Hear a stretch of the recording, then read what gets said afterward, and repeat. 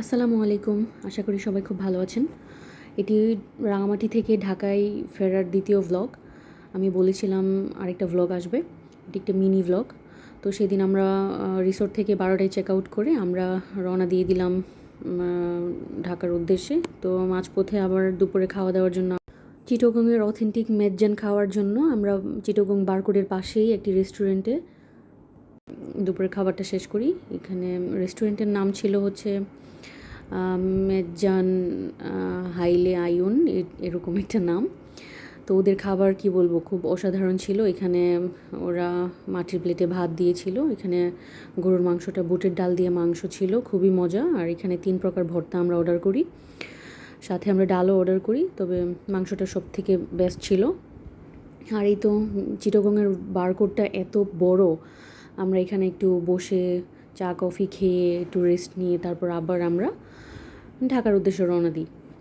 তো আমরা প্ল্যান ছিল যে ঢাকায় ডিরেক্ট চলে আসব, তবে মাঝখানে আবার প্ল্যানটা একটু চেঞ্জ হয়। যেমন আমরা কর্ণফুলী টানেল হয়ে পতেঙ্গা সি বিচ হয়ে তারপর ঢাকায় ব্যাক করব। সো প্ল্যান মোতাবেক আমরা পতেঙ্গা সি বিচ হয়ে তারপর ঢাকায় ব্যাক করি। তো এখানে সূর্যাস্তর ভিউটা নিয়ে এখানে টানেলে যাচ্ছিলাম। টানেলটা এত সুন্দর, ভিতরে তো আরও সুন্দর। আমরা তো আসলে সবাই খুব খুশি, সবাই আমাদের গাড়ির সবাই প্রথমবার টানেল দিয়ে আমরা যাচ্ছিলাম।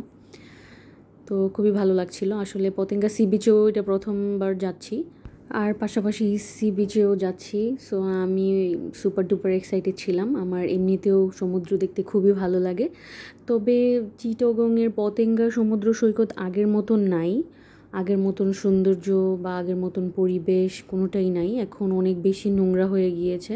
সো যাই হোক, এখন আমরা টানেলটা পার হয়ে পতেঙ্গা সি বিচে ফাইনালি চলেই এলাম। টানেলটার পাশেই আসলে সি বিচটা, খুবই কাছে, বেশি সময় লাগে না। তো আমরা এতটা টায়ার্ড হওয়া সত্ত্বেও আমরা অনেক বেশি এনজয় করি। এখানে ভিউটা তো আরও ভালো ছিল, সুন্দর ছিল। এই যে দেখতে পাচ্ছেন, এটা পতেঙ্গা সমুদ্র সৈকতের ঠিক রাস্তার যে পাশটা। এখনও সি বিচের পাড়ে আমরা যাইনি, তো এই মুহূর্তটা আমি আবার ভিডিও করলাম আসলে আপনাদেরকে সাথে শেয়ার করার জন্য। এখানে এত বেশি মানুষ ছিল, আসলে এখন দূর দূরান্ত থেকে মানুষ বাসে করে মানে মানে পিকনিক স্পটের মতন হয়ে গিয়েছে পতেঙ্গা সমুদ্র সৈকত। তবে আমার কাছে মনে হয়েছে কক্সবাজারের সুগন্ধা বিচের চেয়ে হাজার গুণ ভালো পতেঙ্গা সি বিচ। এখানে মানুষ থাকা সত্ত্বেও মানে ওই রকম ভিড় না, যেরকম মানে সুগন্ধা বিচে সবসময় লেগেই থাকে ভিড়। তো যাই হোক, এখানে সূর্যাস্ত যাচ্ছিল সমুদ্রের মাঝে, আমি এখানে পানিতে নেমে যাই। তো এই তো আমি তো মানে মুগ্ধ হয়ে গেলাম এই পরিবেশটা দেখে। মাশাআল্লাহ, এত সুন্দর, ভালো লাগছিল, এত সুন্দর। আপনাদেরকে একটু সমুদ্রের সাউন্ডটা শোনাবো আমি।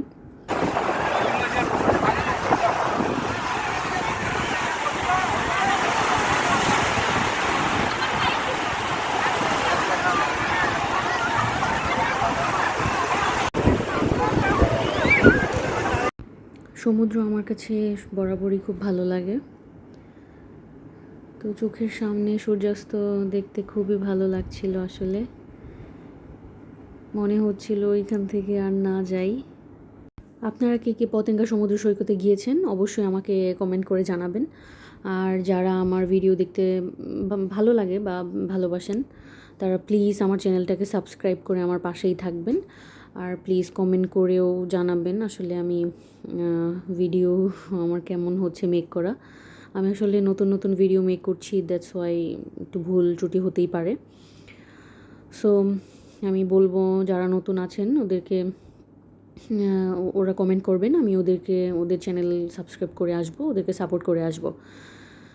তো এই তো এখানে সূর্যাস্ত দেখতে দেখতে আমি তো পানিতেই দাঁড়িয়েছিলাম, পা ভিজাচ্ছিলাম, খুব ভালো লাগছিল। এখানে কতগুলো ছেলেরা স্পিড বোট দিয়ে বারবার রাইড দিচ্ছিল।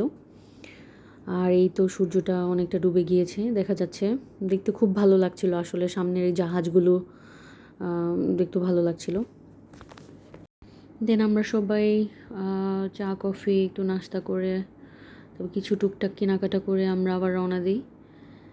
এখানে ঠিক সি বিচের উপরের অংশটুকুতে এখানে ছোট ছোট স্টল ছিল। এখানে স্টলে এখানে ঘোড়ার গাড়ি ছিল, অনেকে ঘোড়ার গাড়িতে চাইলে চড়তে পারবেন। তারপর ছোট ছোট স্টলের মধ্যে ওরা এই যে দেখতে পাচ্ছেন এখানে নাগরদোলা ছিল, তারপর অনেক ছোট ছোট বাচ্চাদের অনেক রাইড ছিল।